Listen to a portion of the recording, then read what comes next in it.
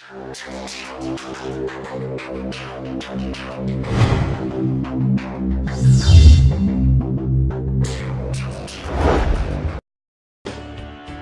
and welcome to NADA. I'm Christine Genier. UFO stories are everywhere these days, but it's rare that they're told from an Aboriginal perspective. In December of 1996, approximately 31 people claimed to have witnessed a giant UFO along a 340-kilometer stretch of highway in the Yukon. As we discover, this was no ordinary sighting, and according to legend, this is not the first encounter with UFOs in the Yukon. We hope you enjoy the show.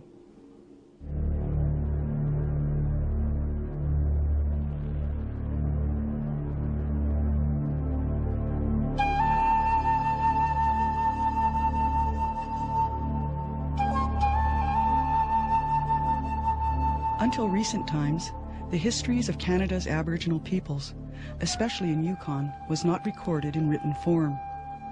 Their stories of creation, how they viewed their world, and major events throughout time have, for the most part, been passed along through the oral storytelling tradition.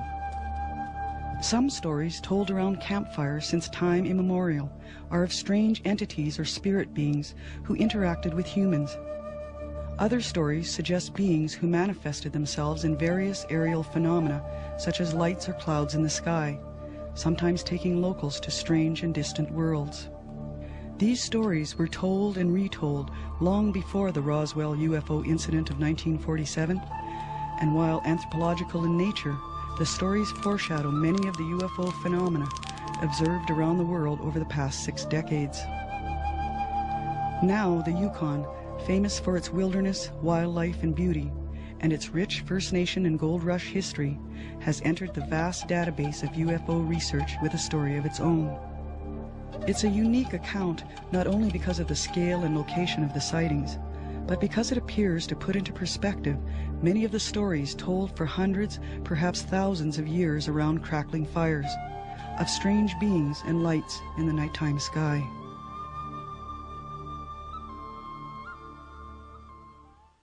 This story unfolds not around a campfire, but on a lonely stretch of highway. This is the North Klondike Highway. It is a 541-kilometer stretch that begins in Whitehorse, the capital city of the Yukon Territory, and runs through several communities and gas stops before ending in Dawson City, the hub of the Klondike Gold Rush of 1898. At certain times of the year, travel along this highway can be a long, lonely experience, especially at night. On a cold winter evening in 1996, over 30 people witnessed an event that would leave them wondering what they saw and questioning their own reality. Travelers on this highway spot something out over a lake that makes them skid to a stop. Around the same time that evening, in 3 different communities in the region, several people witness an object hovering over their villages, leaving them shaken, and in one case, face down on a bridge, trembling with fear. This strange event was investigated and recorded by Martin Jacek, founding member of the Yukon UFO Research Society. At Fox Lake, the first sighting was around quarter to 8 in the evening. Then at the main sighting there occurred around 8:30. In Carmax, it was 7 o'clock. Some indications there might have been a 10 o'clock sighting as well. The village of Pelly Crossing, it was 9 o'clock, and in the village of Mayo, it was around 10 o'clock. For Danny Skookum, the evening starts out like any other. Traveling from Whitehorse to Carmax, he notices that although it's cold outside, it's a clear and cloudless night. At around 8 p.m., he approaches the southern tip of Fox Lake.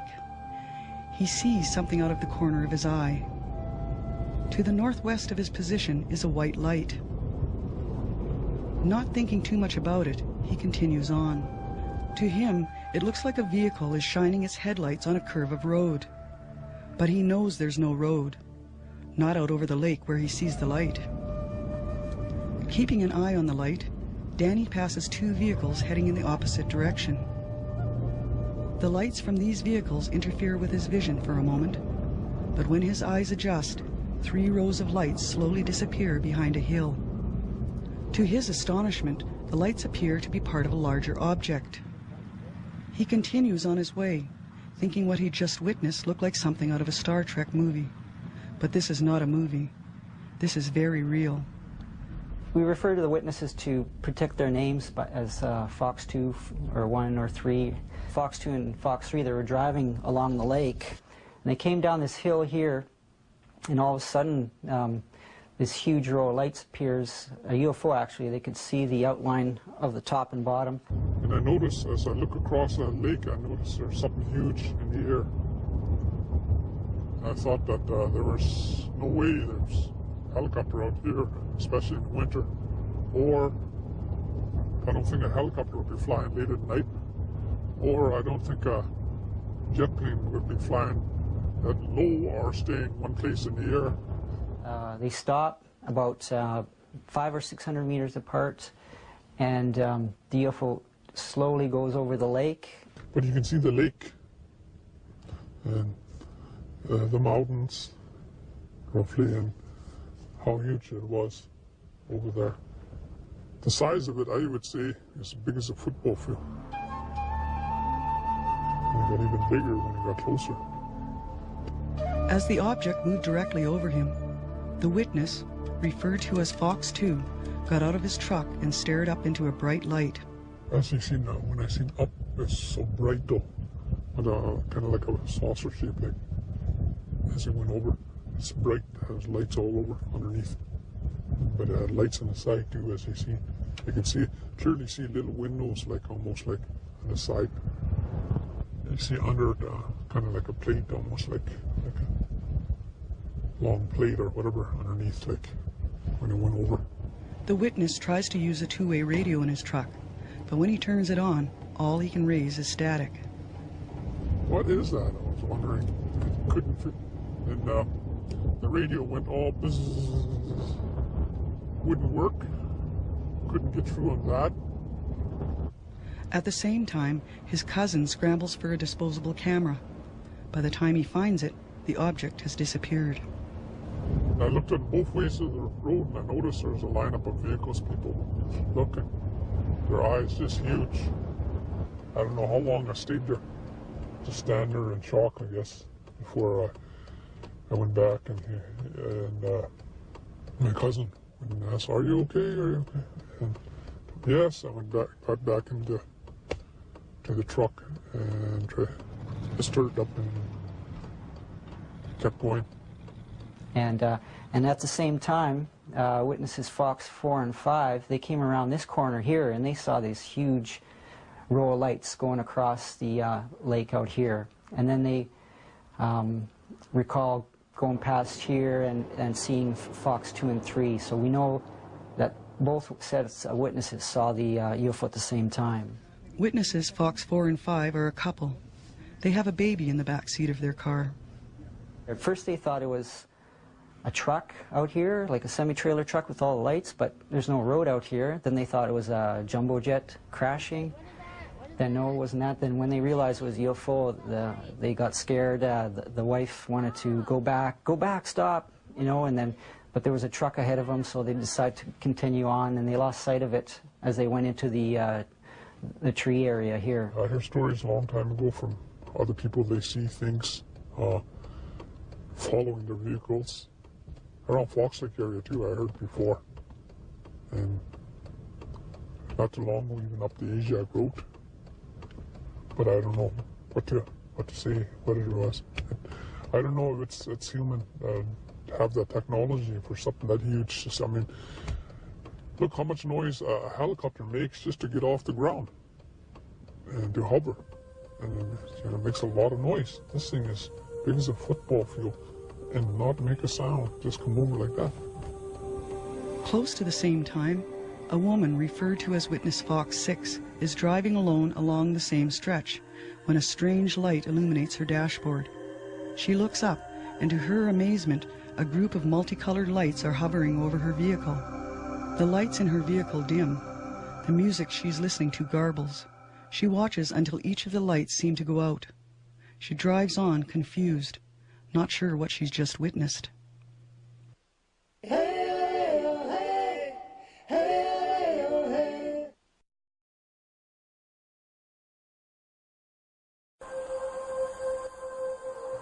Yukon, the Braeburn Lodge is situated about halfway between Whitehorse and Carmacks. It's a popular stop for travelers between the two centers, a place where tourists and truckers can satisfy an appetite and swap stories with Steve Watson, the owner-operator of the lodge. He's heard a lot of stories during his time there, but on the evening of December 11th, 1996, he heard of an event that seemed so incredible it would leave him scanning the evening skies around his property for months afterwards. I was sitting at the table. It was getting later at night, and there's usually people coming back from Whitehorse, and this fella came in, Danny Skookum from Carmacks. And Danny's a good friend of mine, and he's quite excited, and he starts telling me about this object he saw at Little Fox Lake, and he's describing it to me in quite a bit of detail. As I pulled into Braeburn, there was a lot of people there, and everybody was scattered around. They were all excited, and everybody was talking about it. A little while later, another car come in, and this other fella, he was quite excited too. They were really excited, and they come in. I think he had some people with him, and he sat down. We all started talking about it, and he starts drawing the exact same thing that Danny had just told me. He drew it, and while he was doing this, a bunch of other people came in from Pelly, and they described the same thing that was being drawn. And it was kind of weird, you know, like they were pretty excited about it, because they all realized that they all saw the same thing. We can calculate the actual size of the UFO. They did say it was huge. So here's Fox 4 and 5's location. You project that angle out to here where Fox 2 and Fox 3 were. Here's a few estimates of the size of the UFO, and based on those drawings, you can see the scale here. It was in the order of 1 or 2 kilometers, maybe just under a kilometer for the smallest estimate here. Pelly Crossing has a total population of less than 300 people, 80% of whom are First Nation. It's 282 kilometers northwest of Whitehorse on the banks of the Pelly River. Most of the work is in government, providing services such as education and health. The main employer is the